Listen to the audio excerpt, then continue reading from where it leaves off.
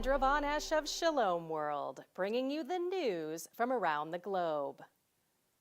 The devastating fire that engulfed the iconic Notre Dame Cathedral in Paris damaged large portions of the historic building as flames poured out of its structures for hours.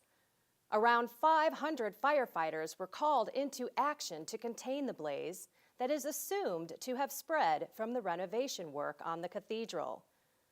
The wooden framework of the 800-year-old church is thought to have added to the vigor of the inferno. The spire and 2/3 of the roof were destroyed in the blaze. The full damage is yet to be determined. The authorities confirmed that no deaths were reported, and the building was evacuated as soon as the fire broke out. Notre Dame Cathedral is a historical landmark of Paris and is a treasury of holy relics from the true cross and Christ's crown of thorns, along with sacred artifacts, stained glass, and paintings.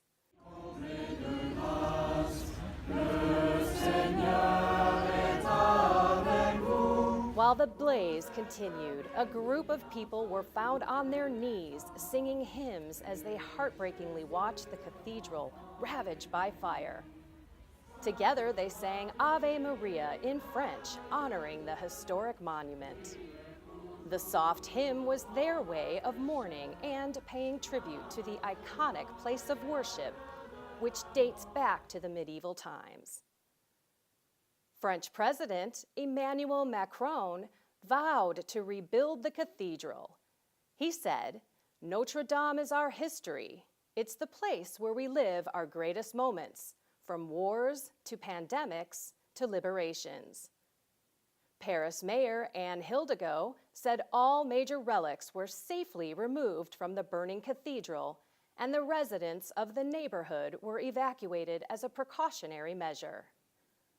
Leaders of various nations, along with those of the church, expressed their sorrow and grief at the devastating incident.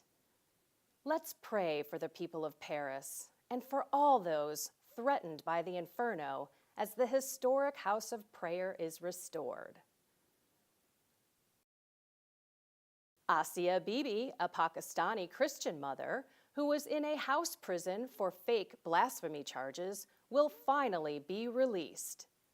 Pakistani Prime Minister Imran Khan is reported to have said that she will leave Pakistan in a couple of weeks. Though Asia was acquitted of the charges after a decade on death row, she and her husband were on house arrest, fearing that their release would spread negative sentiments against the government. Canada has offered asylum to the entire family, and now Asia is free to fly to Canada to join her children. The courage to stand for one's faith, even in the face of persecution and death, is the driving force of Christianity in these countries. Have you ever wondered how influential a movie can be? Well, hundreds of abortion clinic workers have reportedly expressed their desire to quit their job after watching the pro-life movie Unplanned. Abby Johnson is in the other room. Here. Our first order of business is to present Planned Parenthood's Employee of the Year Award. Abby Johnson. The movie is based on the real-life story of a Planned Parenthood director who witnessed an abortion procedure on an ultrasound and left her job to become a proponent of pro-life values.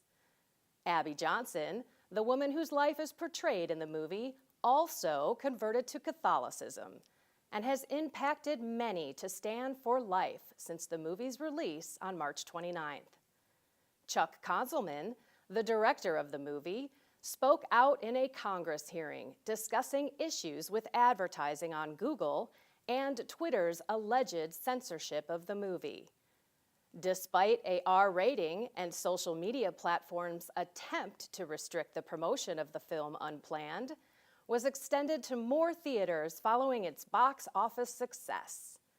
This film has succeeded in passing on the message of the dignity of life and the need to safeguard it. Can't be a part of this anymore.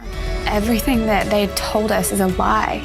Don't underestimate the repercussions of this. You gotta be careful. Thanks for watching and for your support. Stay in touch on social media, our app, and online at shalomworld.org. May you walk in the light of the Lord, and may peace be with you always.